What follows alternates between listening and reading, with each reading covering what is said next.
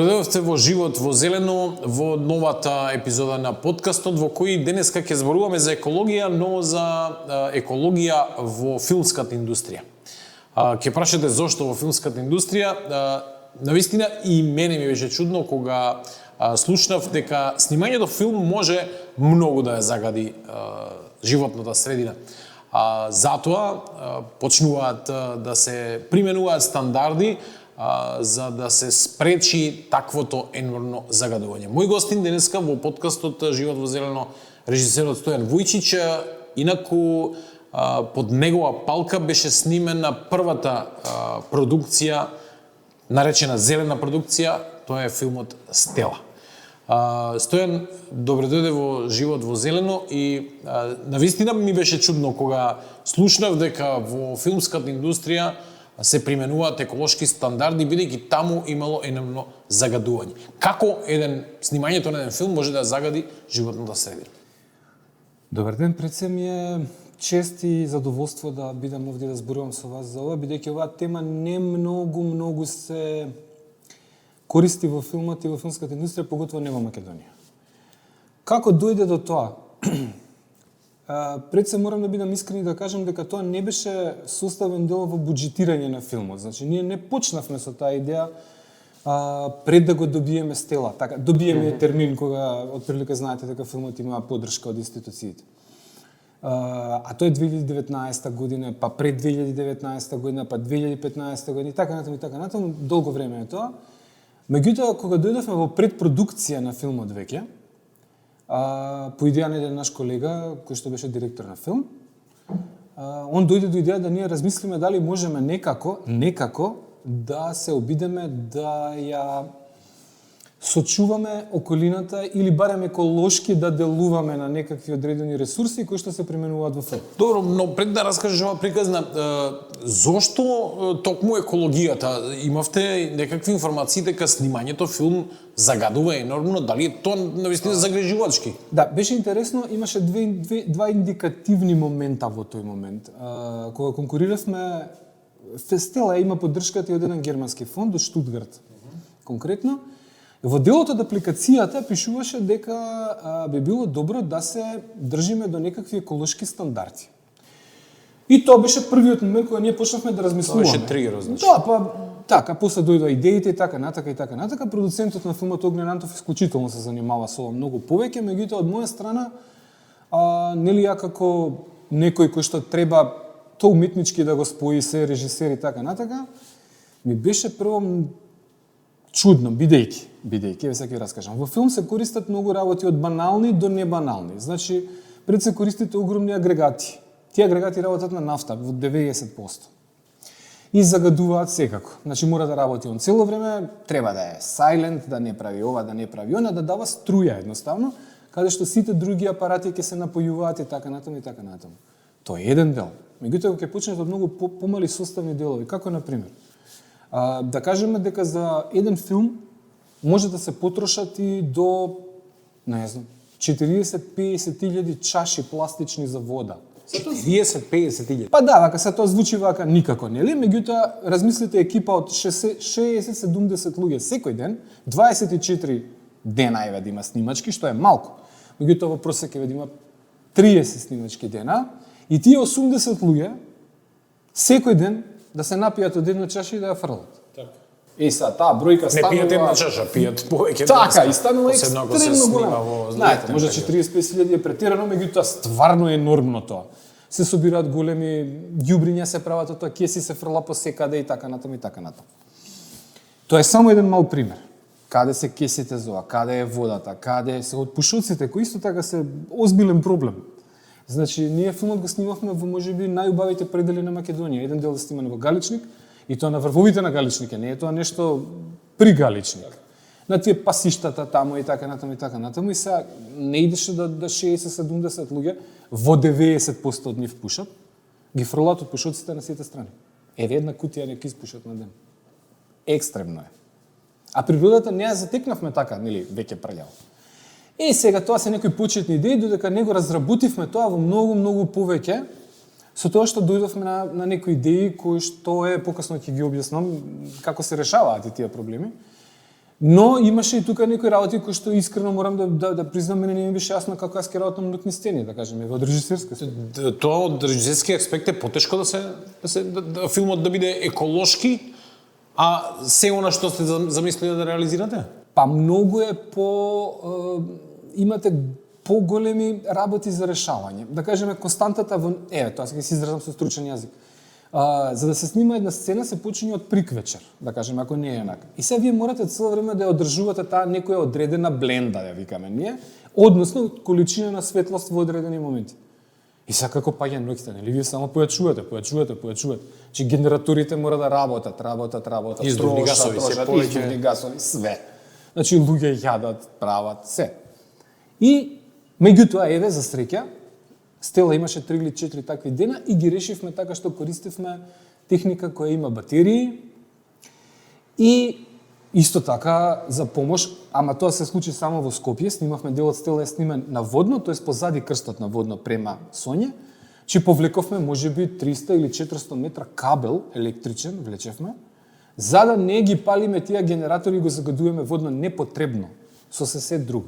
Тука почна се. Значи од CO2 емисиите, па завршивме со тоа да се води сметка на храна. Храната не беше никогаш служена во нешто што можете да го земете и да го фрлите, него едноставно беше служена во порции кои што се ви даваат, вие ручате и ги земаат.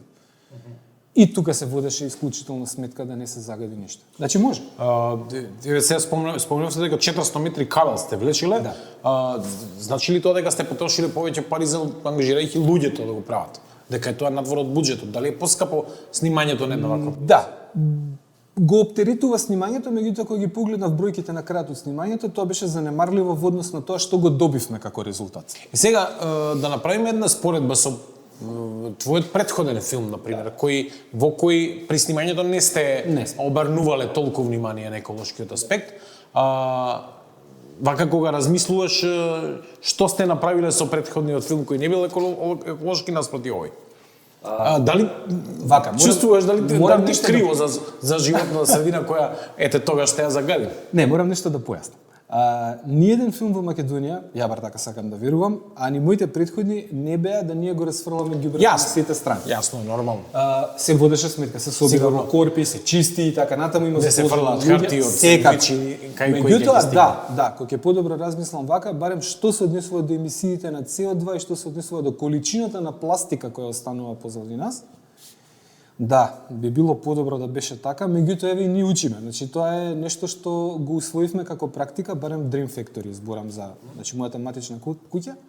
Ние го усвоивме како практика и се трудиме да тоа и остане понатака така и дури да го воведеме на некаков начин, да направиме грин иницијатива, да се обидеме на сите начини тоа, да го ставиме како еден од параметрите при снимање на одредени работи. Поготово ако се снима филм како ја што снима во Национален парк, значи тоа нема кој тоа да го исчисти позитивно. Јасно.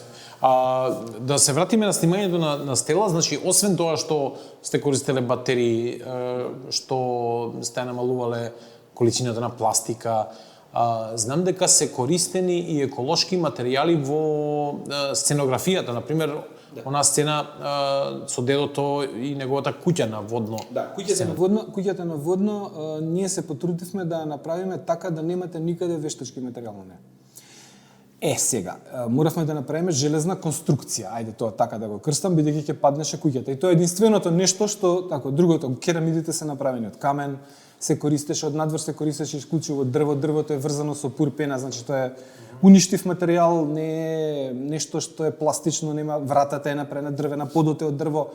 Чи конкретно е целата куќа стварно еколошки направена. Са среќа остана и позади нас.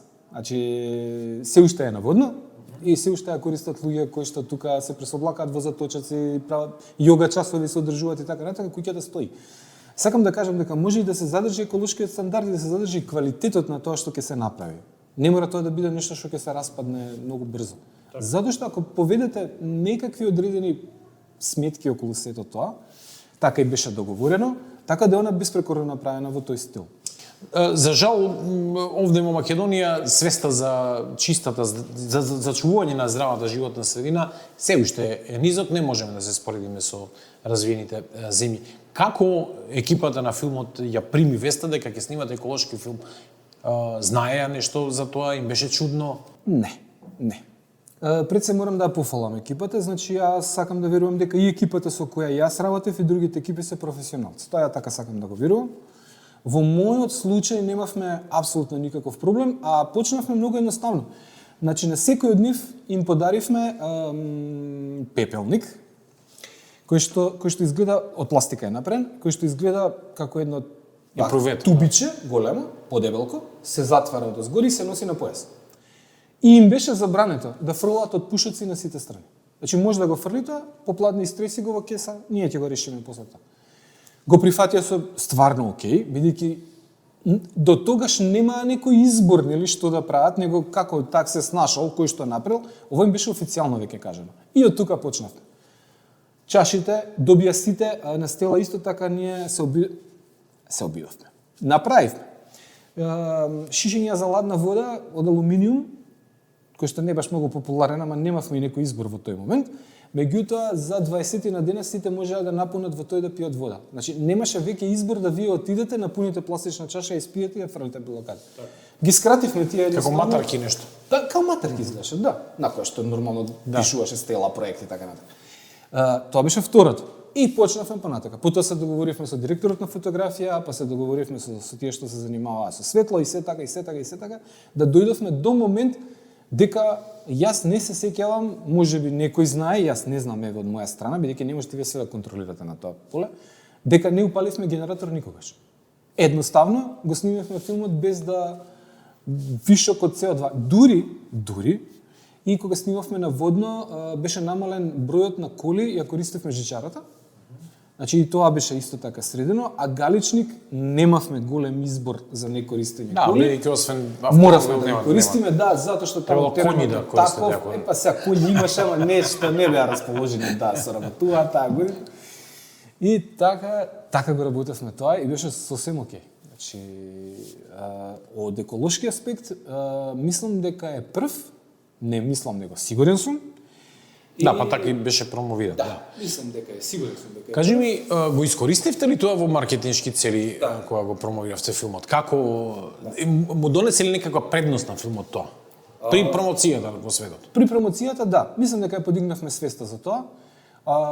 Инаку се уште не постои во светот, еве барам колку ја што знам, можеби постои, дека имате вие некој бенефит ако снимате така и така и вака и онака. Америка има најнапред отидено во тоа. Мислам дека практиките таму веќе влегуваат во облигаторни делови, значи мора да се придржувате до некои работи. Германија е страшно голема индустрија се снимаат филмови. Да.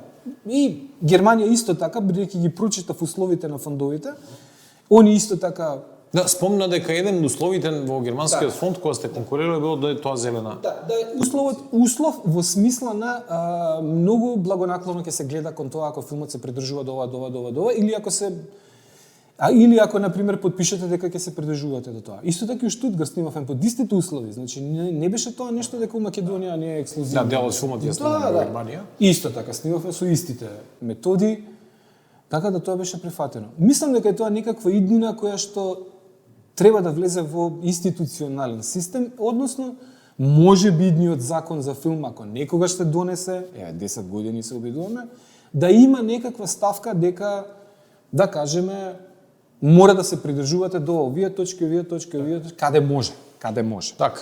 Добро, верувам дека во светот ова е веќе нормална тема во филмската индустрија, во филмскиот свет. Кај нас, реков, прво свеста е пониска, а второ и продукцијата е многу помала, односно не се снимаат толку филмови, не можеме да се споредиме со овие големи продукции, но добро е да се почне од некаде. Стела е реперот. После Стела, заедно со продуцентот Оглен Антов, почнавте да развивате некаков стандард, некаков кодекс за тоа се уште снимање еколошки филмови. Да. Dream Factory сега во моментов развива еден концепт кој што сакаме да го промовираме и понатака, нели, на повисоки некакви станции да се обидеме, а пред се да го објасниме на јавноста, односно да се заложиме за тоа дека во идните проекти филмски како год веќе, не мора филмски да бидат, нели, меѓутоа, да се задржат стандардите за еколошките потреби на оваа земја едноставно, за да биде тоа подобро.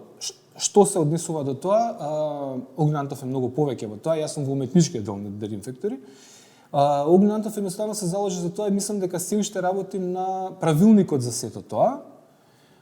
Контактите се со Србија, првенствено, затоа што еден од копродуцентите на Стела беа од Српскиот национален фонд, па во моментов течат преговори со нив да се подигне тој да се направи едноставно еден вид на конференција во која што ќе се доделат некакви, да се обидеме барем, дај да се направат некакви сертификати. Односно, да тоа не биде секако плаќаш некакви пари за да го добиеш сертификатот, меѓутоа, еве некој код на честност, дека ќе се придржуваш додека работиш до некои одредени работи таму каде што можеш. Бидејќи во нашава земја има две работи кои ќе ги кажам на подкастов и не е тоа ништо проблематично, вие добивате премалку пари. Значи, како год да звучи тоа? Многу е прост примерот. Добиете 300.000 евра за филм. Сте ги добили одредена година. 4 години претходно сте го развивале филмот. Сте трошеле пари, сте живееле, нешто сте правеле. Ке ги добиете парите. Парите не ги добивате одма. 5%, 20%, 30%, 50%, како кога тоа оди и како кога може да се исплаќа. Па сега ја ги разбирам и моите колеги. Значи, која поред треба да ви е еколошката ставка во целата таа мака? Тука има системски проблеми. Сега секако дека и системските проблеми не можеме да ги ставиме да не влијаат нова или ова да не влијае нова, или скроз да ја заборавиме екологијата, затоа што ви доцнат со пари. Значи, некој баланс треба да има во тоа. Барем да стигнеме до тоа дека честно да си кажеме меѓу себе, зошто да ги фрламе овие работи, зошто да ги уништуваме оние, бидејќи во крајната инстанца, тоа што ќе го направите вие како филм и ќе го произведете и ќе го, не знам како ќе го пласирате, тоа ја представува и свесноста на луѓето кои што работеле таму. Конкретно за Стела. Стела, еве да кажеме, има гран при на Московскиот филмски фестивал. Има, не знам, награда во Шпанија. Има ваму, има таму, не е ни битно каде све има. Значи, каде год Стела била прикажана, еден дел од тие памфлети кажуваат дека е со еколошка позадина. Де можете многу да сторите по тоа, значи во старт. Меѓутоа, нас ништо не спречува да се обидеме. Тоа е нешто што може да накаде. Сте разговарале со надлежни од Министерството за култура, Филмски фонд, сте разменили искуства, мислење, наидувате на разбирање од таму? Има ли од таму интерес за официјално тоа да се институционализира? Официјално не сме, затоа што ние пред се го немаме тоа се уште средено и доведено во некаква форма која што треба да се представи.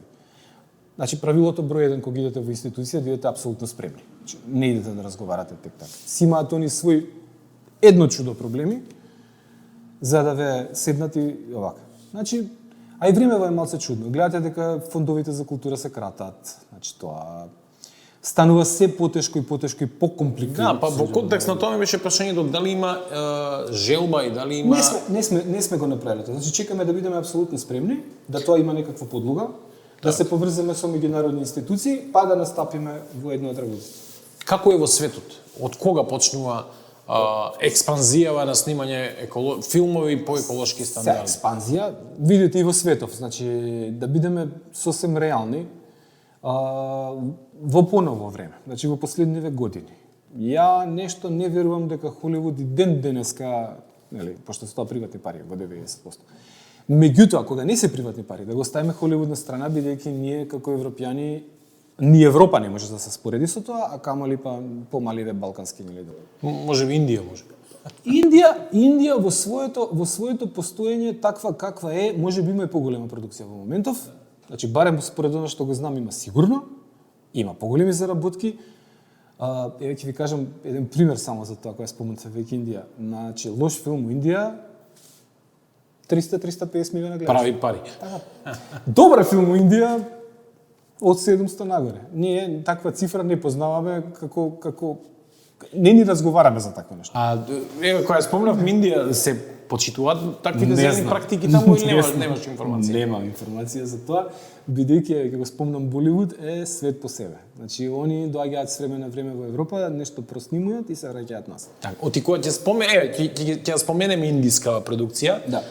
која е поголема од американската, и тогаш сваќаме дека тоа е навистина една огромна машинерија која навистина може да направи голема штета зад себе, оставајќи нечистотија, загадувајќи го воздухот, вода. Да, ако зборуваме во таа насока, да. Значи тоа е па сега еве, ајде да збориме од два аспекта.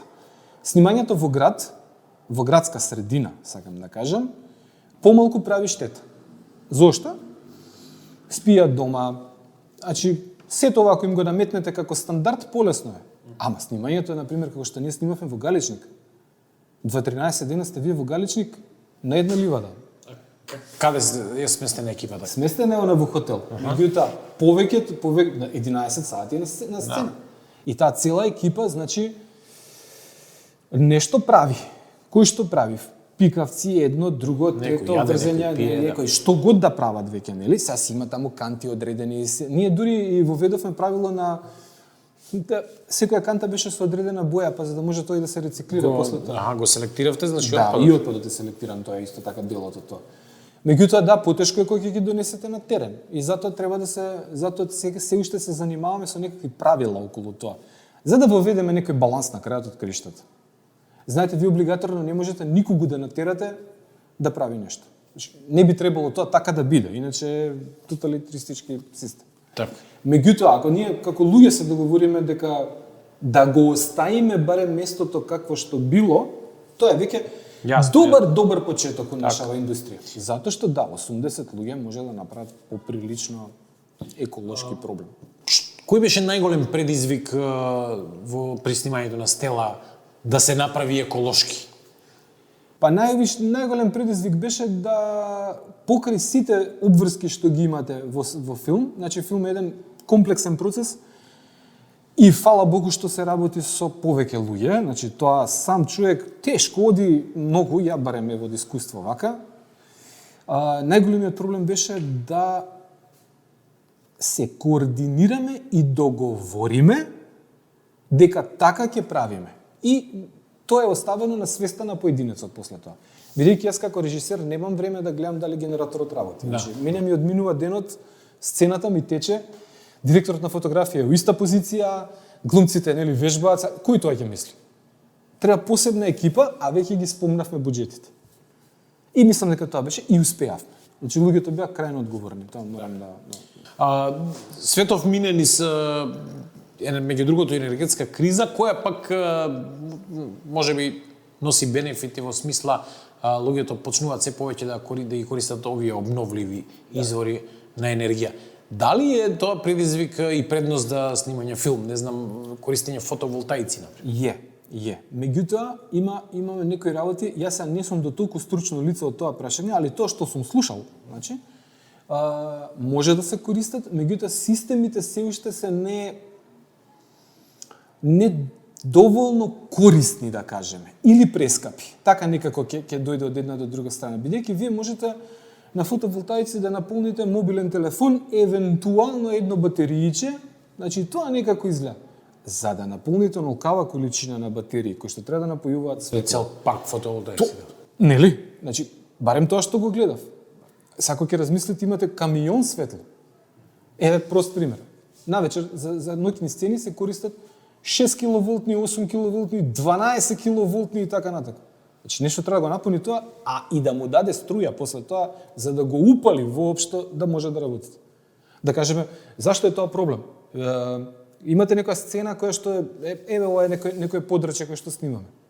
И се редат светлото. Они мора да бидат многу јаки за да бидат на одредена далечина за да вие може да работите сцената. Поготово ако работите епоха или нешто што не е во ова време. Значи тоа тек. Ај крупните кадри, и средни окей, големи. Тоа е проблемот со тоа. Значи тука настануваат преку ден поише или помалку ќе се снајдете. Така. Значи тоа се главните предизвици и вторите предизвици исто така, кои што секакво се во тоа дека фала Богу тоа беше до пред некоја година проблем, сега нема, сега работиме со ладни светла, греат светлата едноставно, тоа е вториот проблем. Се сеќавам низ време во пред повеќе години ќе снимаме во некаква ваква просторија. Тоа е температура, нели, па вентилатори, па самите светла имаа вентилатори, па тоа беше до нигде. Сега е подобро. Значи може да се користи, само треба да се направи добар план. Да, еве, примери и студио кој ние долго време изгубивме од тоа да се договориме меѓу себе пред снимањето на филмот. Што ќе се користи, колку ќе се користи, кои се тие панели, какви се, не се, вакви се. Значи мора да се внимава и на самите уреди, на самите девајси. Батериските системи кои сега полека почнуваат да влегуваат се уште се скапи, меѓутоа можеби ќе бидат решенија за секако дека ќе бидат решени. Значи големи количини. Да, благодарејќи на нив, ние во еден дел од стела, јас ќе го кажам вака како после снимањето, ние имаме еден момент каде што семејството е на ручек и се спрема невреме и невремето нели доаѓа и врне. Дошт, поише или помалку сите знаат како се прави. Но ја не знаев како се прави молња. Ја прв пат во мојот живот видов како тоа се прави. Значи донесоа тоа, го викаат, мислам дека Sky панел, нека ми простат сега ако погрешам, не сум ни точно сигурен, донесоа еден панел, панелот е уствари некоја големина од прилика вака, се става овдека од кај нас, на батерии работи и можете. Молњи, секавици, што ви падне на памет. Немавме ние такви средства до пред некое време. А работи на батерии. Што значи дека тоа малку би требали колегите да седнат и едноставно да се позанимаваат со некои работи кои што не се само која сцена вака така он глуми не глуми, него да размислат затоа што вака имаме шанса да ја сочуваме околината, имаме шанса да намалиме загадување, имаме шанса еколошки да делуваме на свест и имаме шанса да направиме одличен продукт. Порано тоа не одеше така. Не одеше така, едноставно.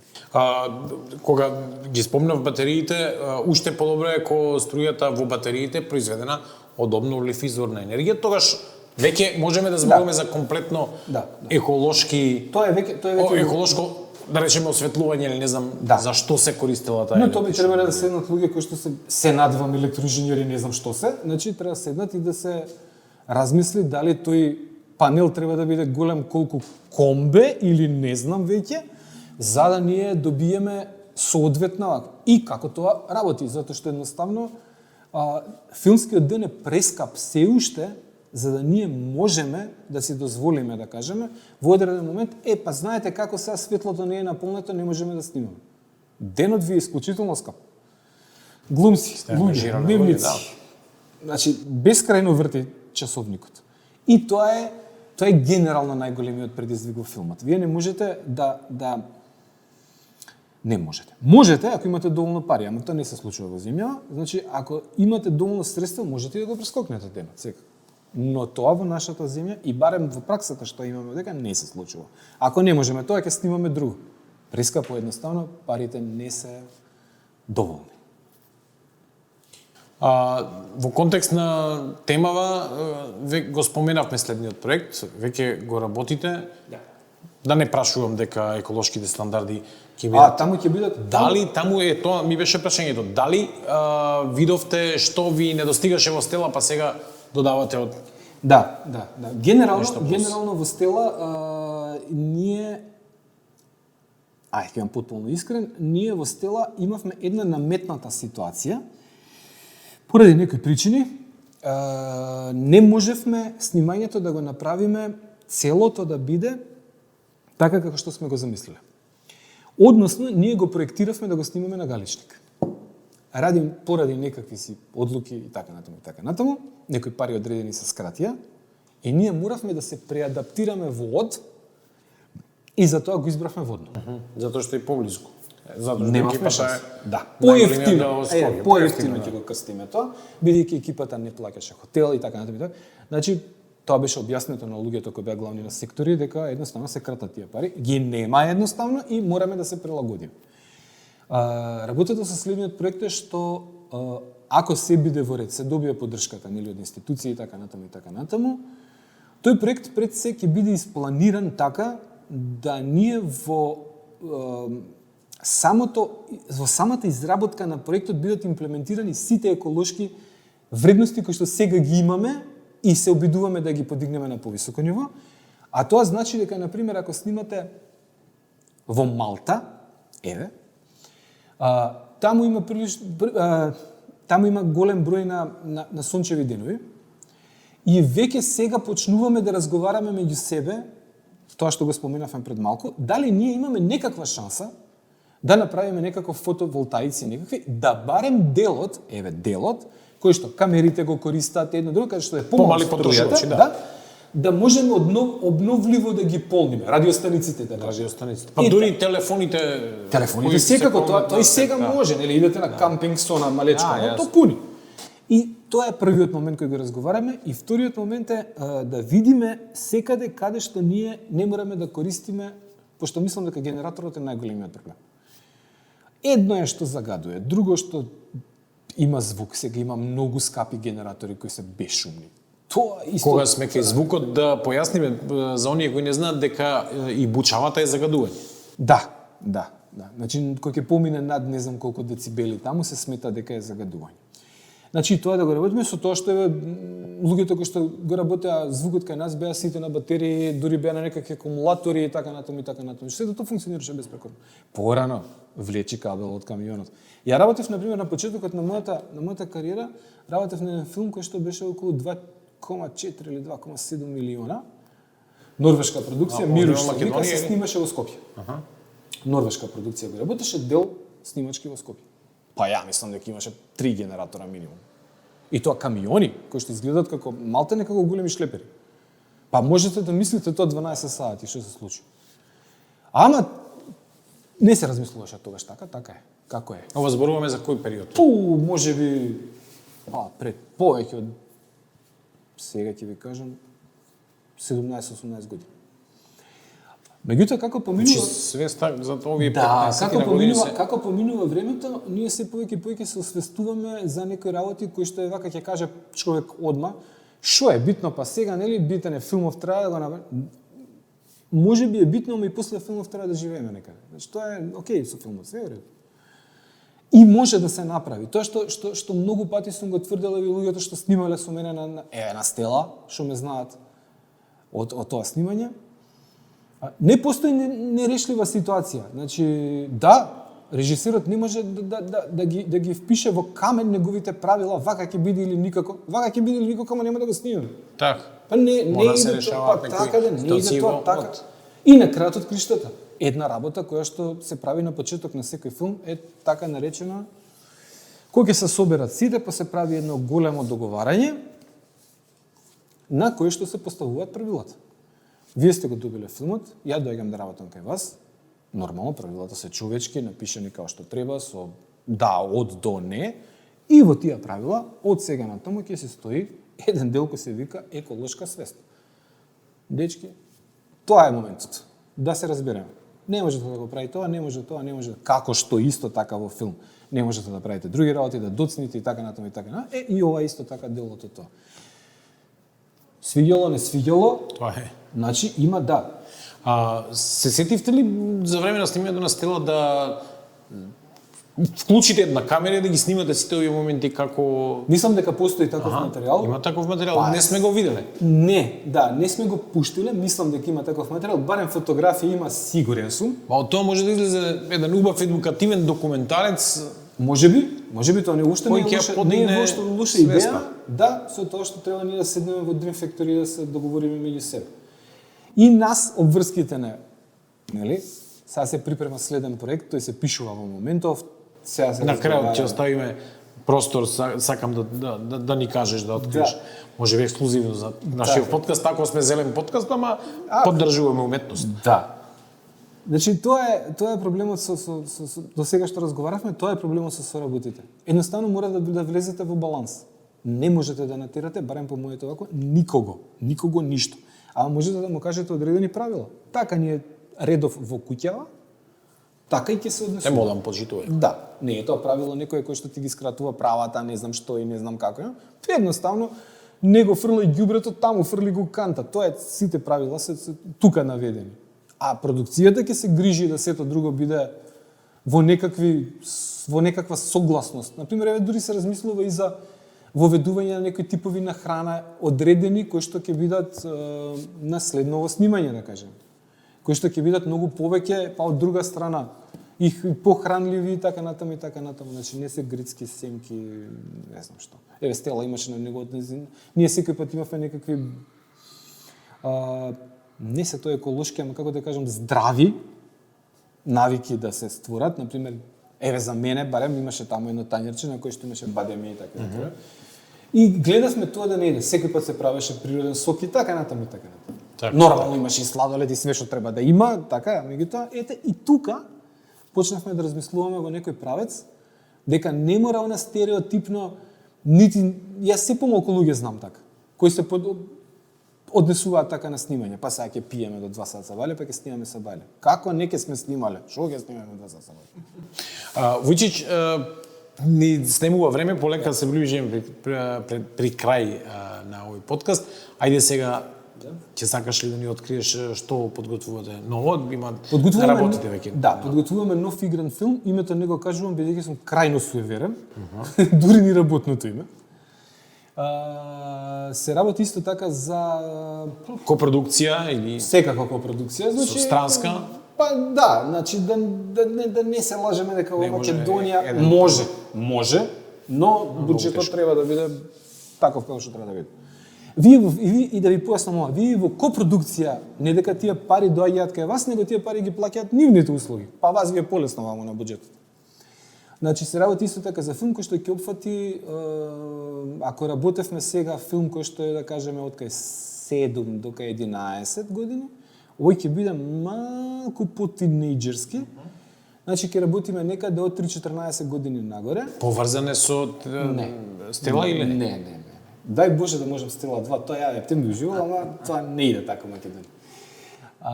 Не, меѓутоа е со сосем друга тематика и е прилично покомплексен. Значи, првиот филм го направивме со идеја дека да раскажеме едноставна приказка која сите може да ја разберат, приказка која нема многу шо тука сега да се прават, не за какви уметни. Знаете како е во Македонија?